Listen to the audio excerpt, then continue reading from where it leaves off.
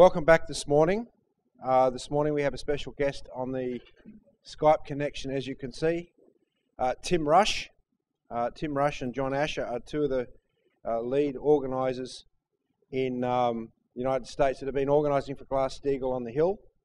So we're very privileged to have Tim here today to give us an update of exactly what's been going on and some closer sense of the actual hand-to-hand combat that's been going on.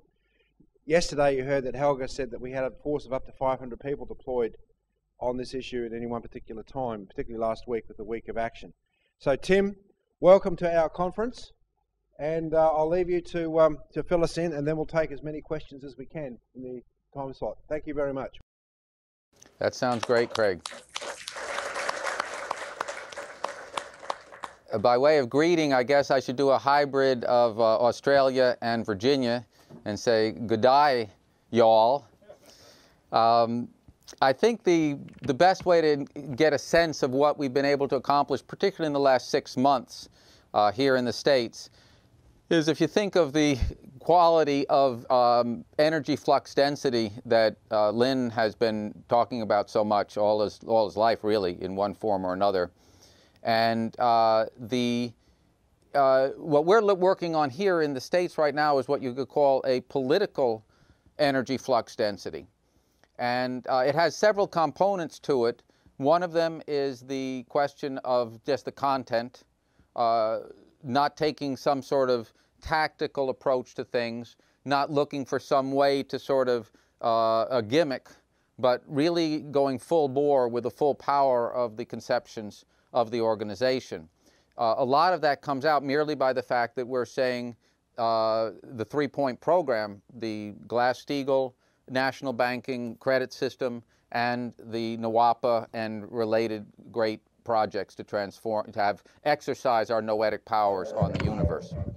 So I was discussing this idea of the political energy flux density, and that has these two components. One of them is just the content, the full-bore idea of our identity as an organization, and not looking for some kind of more narrow, tactical kind of approach to things. But also what's been really magnificent and just inspiring over the last 6 months. So what we've been able to do is put all of the capabilities of the organization, which had been more or less fractured for a long period of time, into some cohesion, into a real fighting machine. And this is what's accomplished these several orders of magnitude increase in the impact of what we're doing. 3, 4, 5 years ago, when we were leading the fight for the Homeowners and Bank Protection Act, which is cognate with the Glass-Steagall principle, we got several states, a number of city councils, quite an array of elected officials all signing their agreement to that proposal. But there was no bill in Congress, and in the States it was kind of a one-off kind of thing where we were getting some agreement and then that was it. We weren't maintaining a contact and a development of the people that we were working with. And the organization itself was working in more or less separate sectors, separate regions, separate generations. So the comparison of 3 or 4 years ago on the Homeowner and Bank Protection Act and what we're doing now is a different universe, a much healthier universe right now.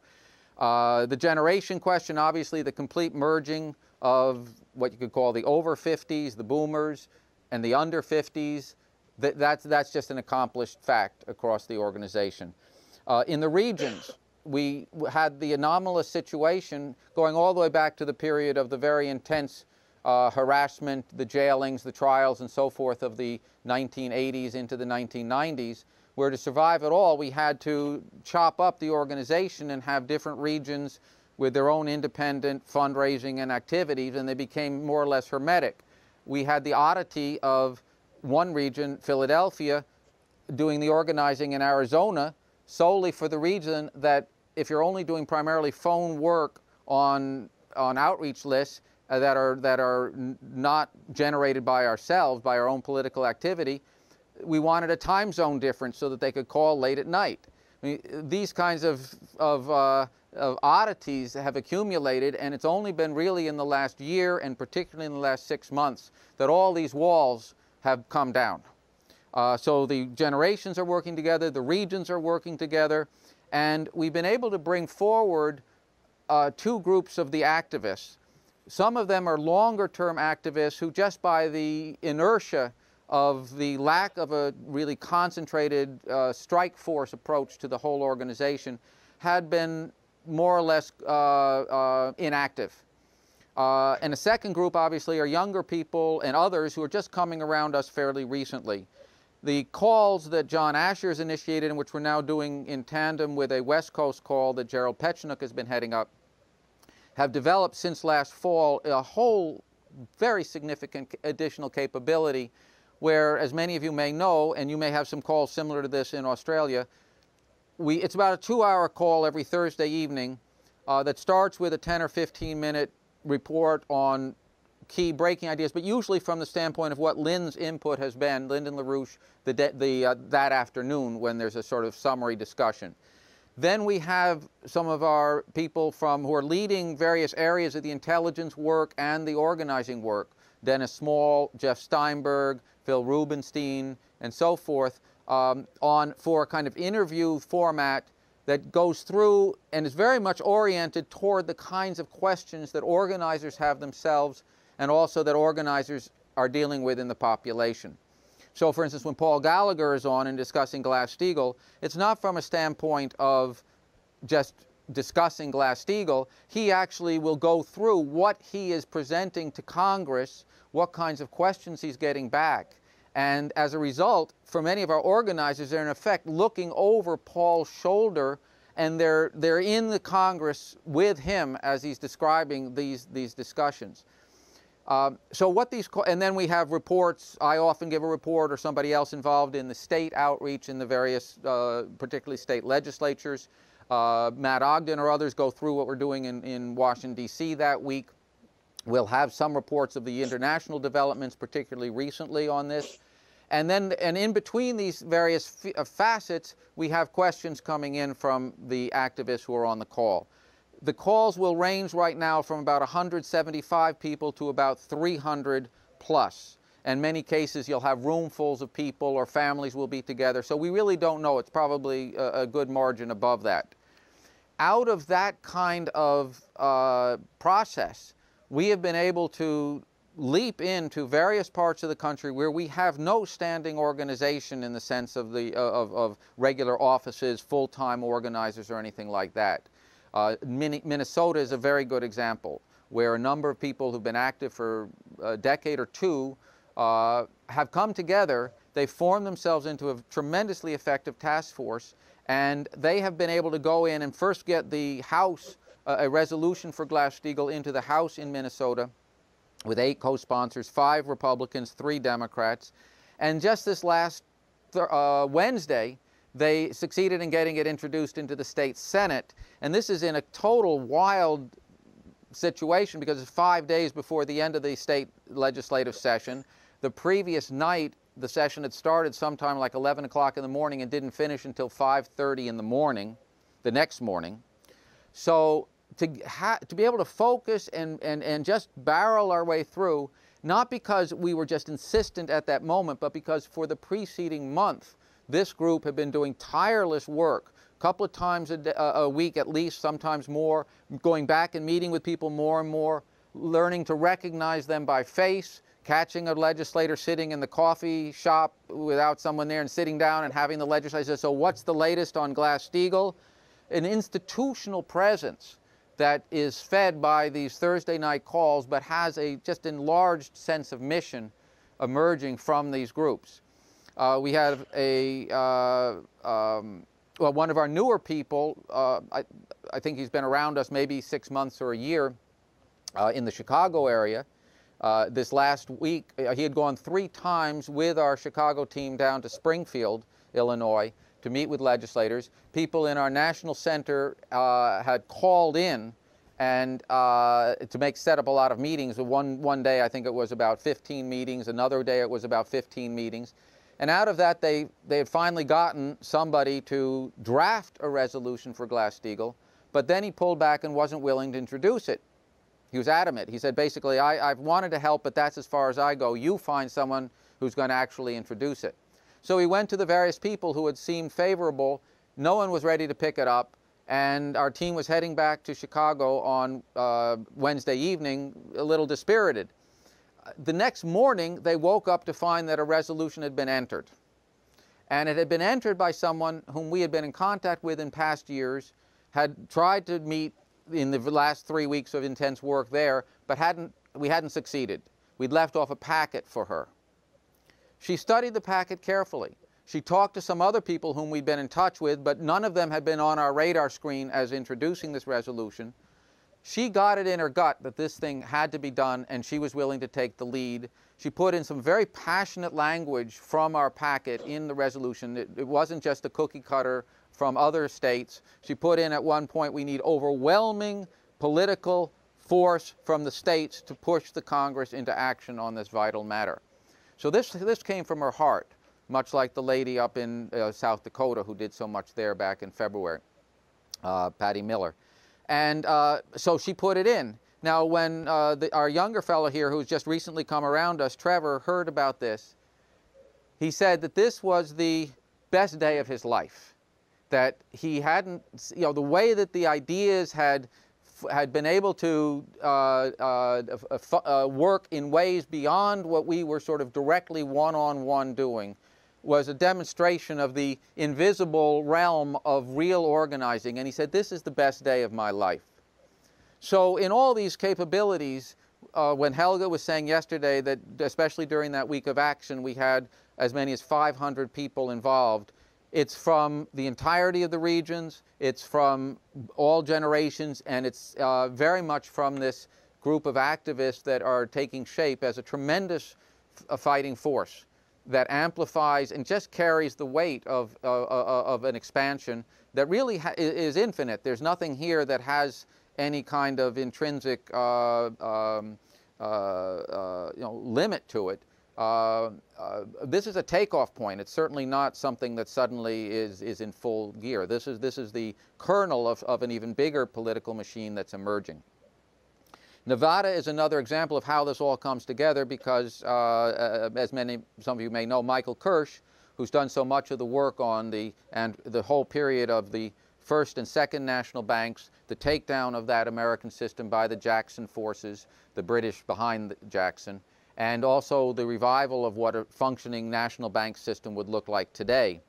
Michael went out to Nevada, and we brought in Ann Reynolds, who's a longtime activist with us out there, jumped in. Some newer people who had been in Southern California and just recently moved to Northern Nevada came in on it. We had 3 or 4 other activists, and then we brought in a team from Northern California, one of our field teams, and after Monday and Tuesday of the week they were there, they'd already met with about half of the legislature. On the Wednesday, when all of those forces came together, we met with the other half of the state legislature in one day, and came back again a little bit later on, had meetings with water boards, had meetings with some union groups, were out on the street with deployments, and right now we have we've put together a potential that in that case doesn't include a resolution because there are particular bureaucratic deadlines that we can't meet at this point. But we have functioning groups of legislators. We have several of them who've written very powerful letters into Congress, which we've hand-delivered to people in Congress. And this is the backyard of Harry Reid, which many of you will know, is the hatchet man for Obama and the Wall Street and British crowd in trying to prevent the Senate from taking any moves toward Glass-Steagall. The fact that we've broken through now with Tom Harkin from Iowa putting a Glass-Steagall resolution in the Senate is not linearly related to what we just erupted in Harry Reid's backyard, but it is part of an environment where we are constantly augmenting our forces, and the enemy forces are constantly at this point weakened. And there's a nice juxtaposition there of our having plunged into Harry Reid's political base and really created a tremendous hubbub out there, and the fact that he was not able to prevent a courageous Senator, Tom Harkin, from moving forward. Now, one of the other ideas that I've been discussing with a lot of people in the midst of this kind of qualitative increase in the political energy flux density is the idea of constant engagement, that we can't be going into a state, finding some people who want to do something, getting them to put in a resolution or write some letters, and then move on and just leave that other state or that other institution or whatever basically adrift. We have a tremendous responsibility when we're doing this organizing. We're in other words, we're asking people to do things, but we're actually taking responsibility for developing their power to take leadership in this fight. And that isn't something with a magic wand or simply an agreement on Glass-Steagall or someone even being enthusiastic about the North American Water and Power Alliance or any other of the other elements. It takes just an ongoing probing and commitment to cross-fire, to give people news from other parts of the battle, to make sure that merely by the intensity of our engagement with them, they get a sense that we're out to make sure this happens. This is not a pro forma thing. It's not waving the hands. It's not a nice gesture. It's war. We're going to see it through to the end. And the example that I mentioned in one of the calls we had of our Sunday night calls in our organization here a few weeks ago, I'll just pass on to you because it means a tremendous amount to me, and I think it just strikes anybody. In the Civil War, after the first 3 years of the Union armies in particular, under generally inept generals, getting into major battles and winning a number of them, Antietam in 1862, Gettysburg in 1863, the generals didn't follow up. And Lee's army was able to retreat, regroup, and come back for the next season's campaigning. And it looked like what the British loved so much, an endless war. And it took Grant, and Lincoln, of course, who was looking for a Grant, in the spring of 1864 to change this whole arrangement. And it was defined in a very poignant way just in the first part of the campaign starting in May of 1864, where there had been a very brutal battle over several days in an area called the Wilderness in northern Virginia. There had been a battle a year before there. The scars, mental scars in the soldiers' minds were very great. And it was more or less of a draw. The Union didn't break through. And at the end of the day's battle, in the middle of the night, the army was on the move, and it got to a crossroads. And the left-hand fork sort of headed back toward into the north, and had Grant said the army should follow that, it would have meant that they were going to pull back, lick their wounds, regroup, wait for some other opportunity. The other fork turned toward the south, and all the soldiers knew that if they took that fork, it meant that they were going to be back in battle probably the next day. It was at night, it was in a pouring rainstorm, and Grant was sitting on his horse with one of his, this famous hat that he wore, water pouring off of it, and as the soldiers got to that crossroads, he was pointing to the south. He was pointing to continuous engagement. And most of the soldiers gave tremendous cheers at that point because they knew this was a war that was going to be won. This wasn't going to be prolonged. It wasn't a show. This was for real, and they had a commander who was determined to see this thing through. So I think we have to have that approach in terms of not just Glass-Steagall, but clearly we won't get Glass-Steagall without defining and demanding a lot more of people in the way they're thinking about things. But we can't stop at any point. This breakthrough with Harkin is tremendous. That is really just an enormous additional challenge. To be able to, that's like a beachhead. You've got to just rush through that thing. You have to put your forces fast into new territory and constantly be moving faster than the enemy can be trying to counter-organize, intimidate, buy off, etc. Several state situations have not prospered recently. We know the enemy is very much on to what we're doing. It's not just 20 states with resolutions and 4 where they've been adopted. It's another 20 states where we have very significant bite and process going, and we're working on the remaining 10. There's no state, we're not going to let any state be an orphan in this fight. But we're expanding faster than we're finding they're able to counter-mobilize. And the victories in Illinois this week, Minnesota, Delaware, and obviously this phenomenal breakthrough with Tom Harkin really defines that we're the ones on the move here in this process of continuous engagement. Now, I'll just mention two other things very quickly, be just 1 or 2 more minutes, and then look forward to your questions. One of the key characteristics is how bipartisan this is. And this state work really defines for Congress and for the ordinary citizen alike a quality of what a citizenry does that is not imprisoned in the party system. And many of you will remember that Lyndon LaRouche, at his 90th birthday last September, declared war on the party system. And I know you in Australia have the same nonsense. What we're showing with this fight on the Glass-Steagall at the state level in particular is magnificent. There are handfuls of situations where one party alone or the other party alone is taking the lead. Isn't it interesting that sometimes that it's not the same party? In Rhode Island, well, let me see where it would be. Well, in Colorado, it was 8 Republicans who took the lead. In Washington State, it was 4 Democrats. By and large, it is completely bipartisan, and the legislators are conscious, and we're making it very conscious for them, the importance of this being bipartisan. Illinois, which just came in, is all Democrat, but what came in Delaware was 6 Democrats and 4 Republicans. In Minnesota, it was 3 Republicans and 2 Democrats. So these people are functioning outside and above the party system.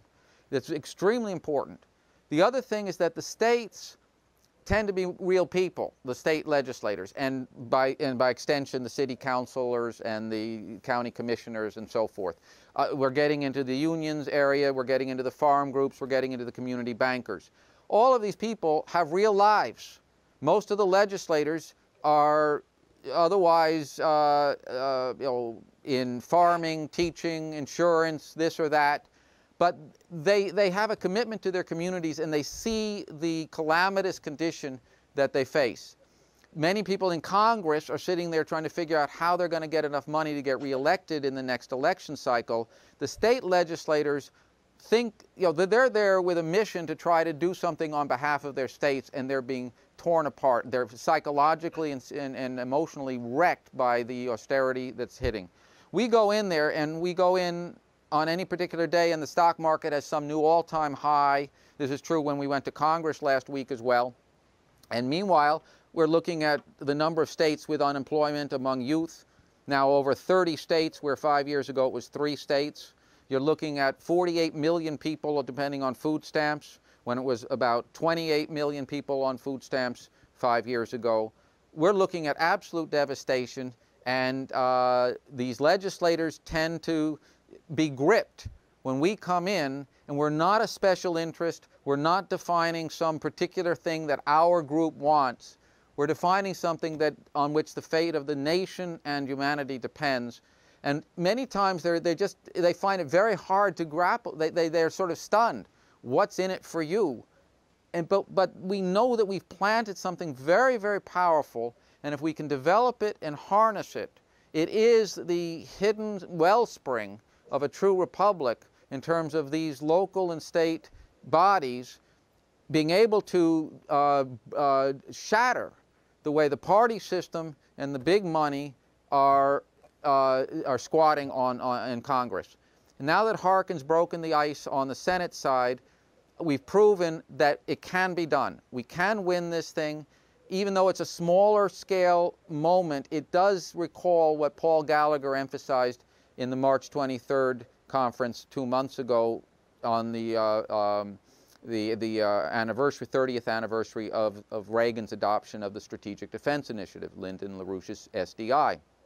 What Paul said is that even the week before, or a few days before Reagan made his announcement, we had meetings with top-level officials in the Pentagon and in the defense community, all of them strong partisans of Glass-Steagall, and they said it will never happen. 5 days later, it had happened. People were telling us, we'll never get the Glass-Steagall into the U.S. Senate. It's now happened. So anybody who says we can't get Glass-Steagall through the Congress on behalf of the whole world, taking the lead on that, we're going to make it happen. So that's what I wanted to present to everyone there, and be happy to take any questions that you have.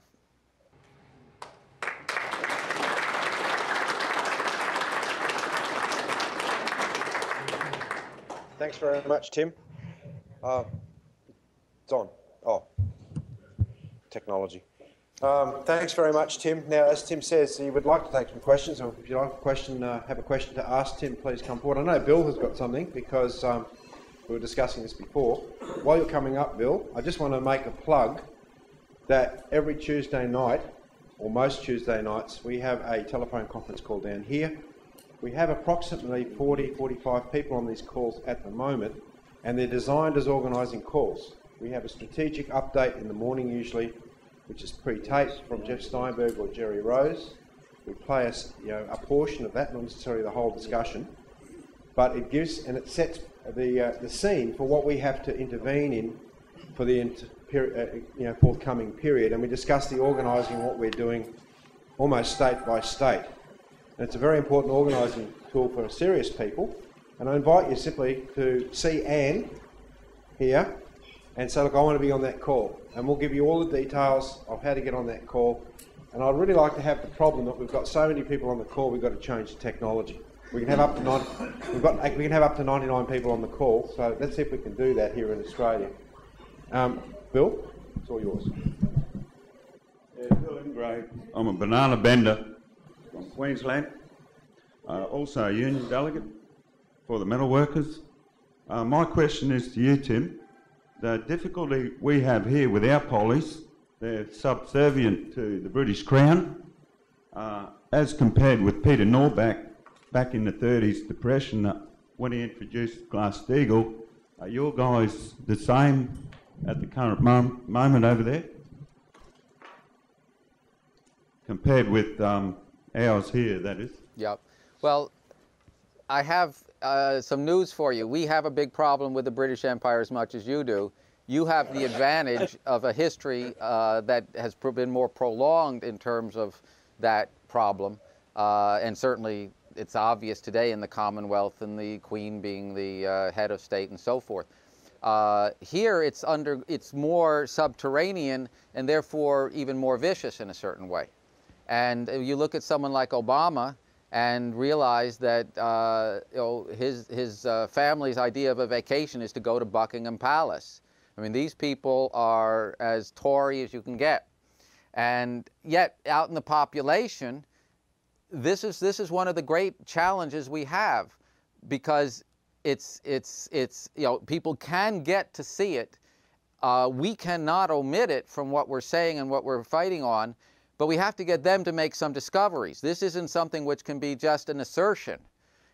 You've got to be able to get people certain ideas of it. Obviously, one of the ideas which people on any sort of reflection can see, people know that Prince Charlie is as green as you can get. I mean, the guy, has, he must make, he's turned green with envy thinking about Hitler.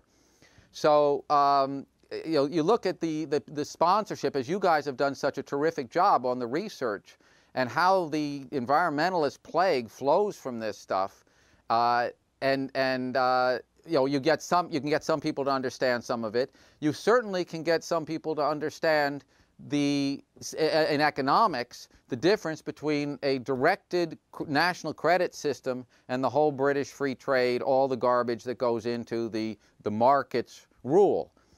But I've mentioned to a lot of people, and they're sort of surprised, but they don't know about it. It's already too far in the past. It was 20 years ago. The Big Bang in London was the start of the wild-eyed global pirate takeover of the entire global financial system in the current form, and then was spread over to the United States, and then and obviously has its hooks into the rest of the world. There are lots of ways to try to get at this.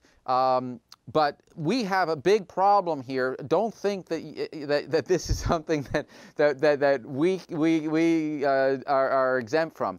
And it's not something that we can wear on our sleeve as just the front end of everything, but if we are not getting the effective paradoxes in people's minds that lead them to look at this, we're going to come up short.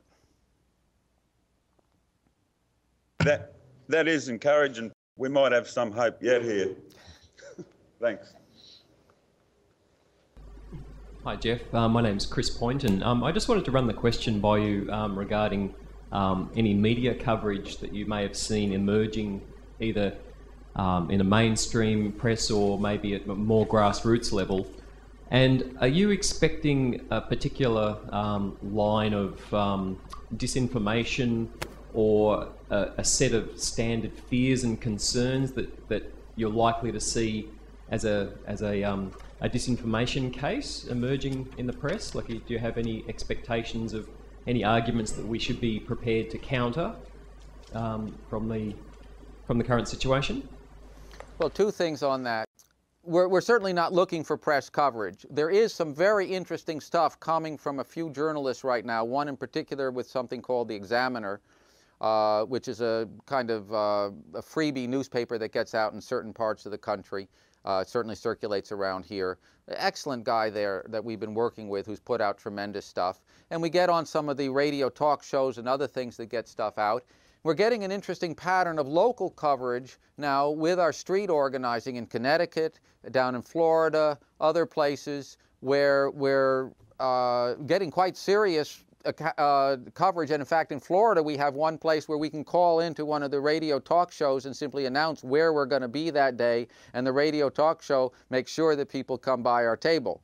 So it's not a massive phenomena, but it's a notable uptick in that kind of interaction in smaller scale situations.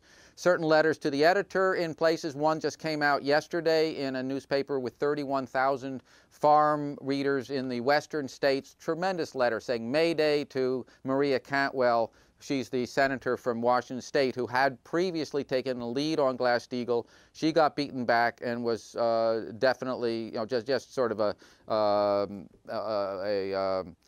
people were deferring to her, and then she wasn't doing anything. Tom Harkin has shifted all of that.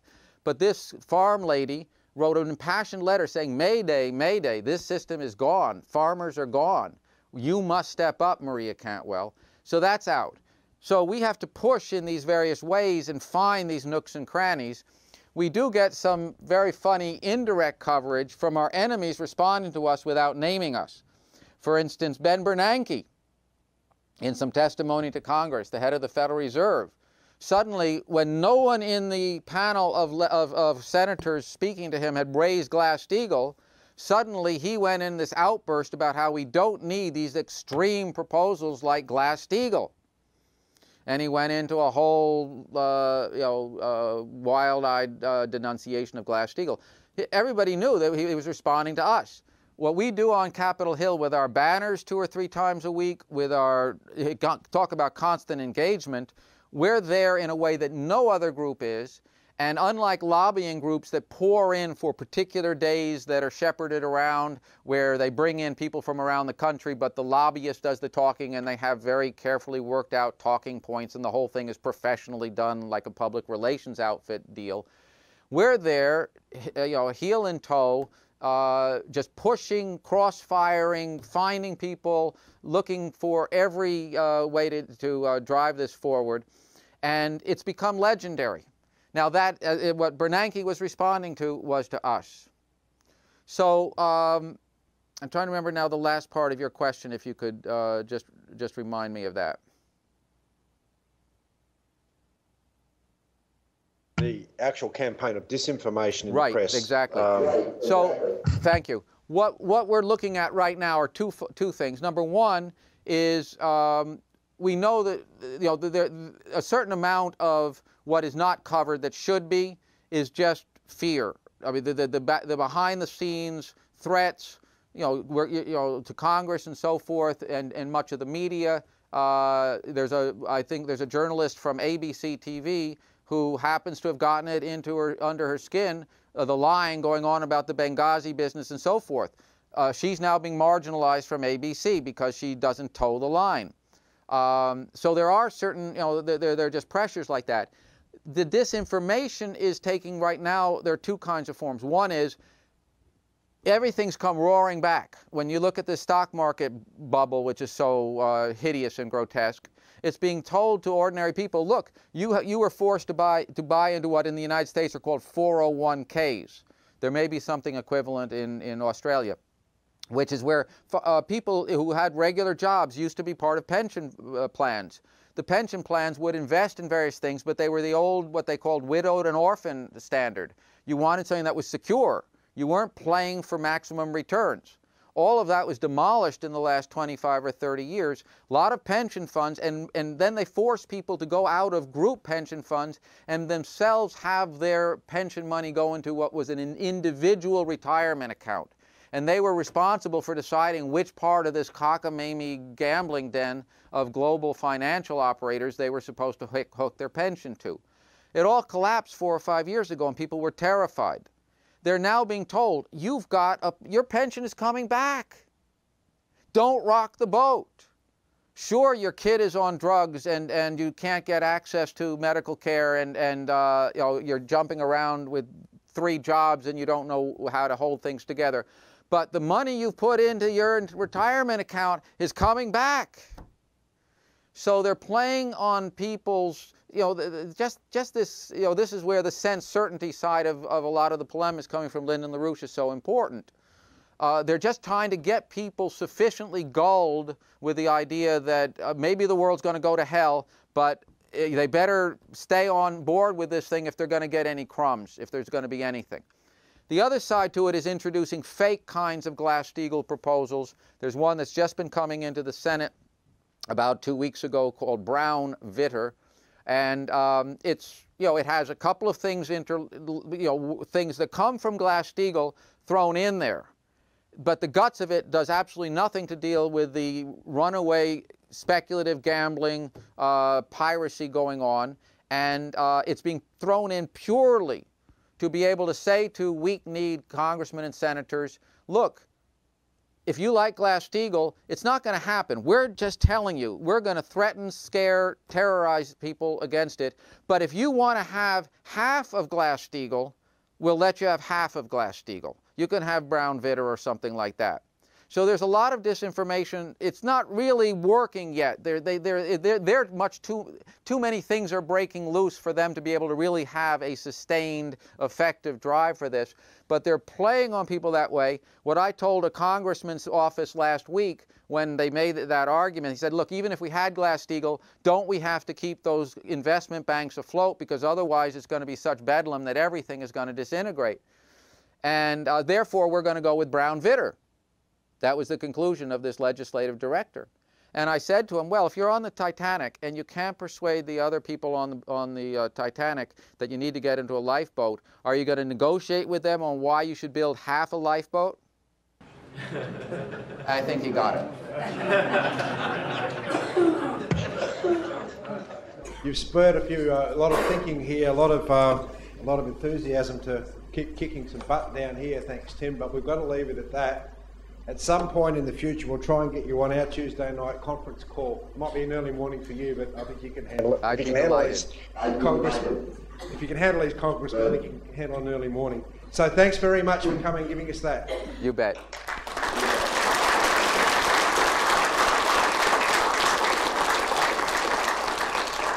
We'll see you next time. Tim, thanks. Good day.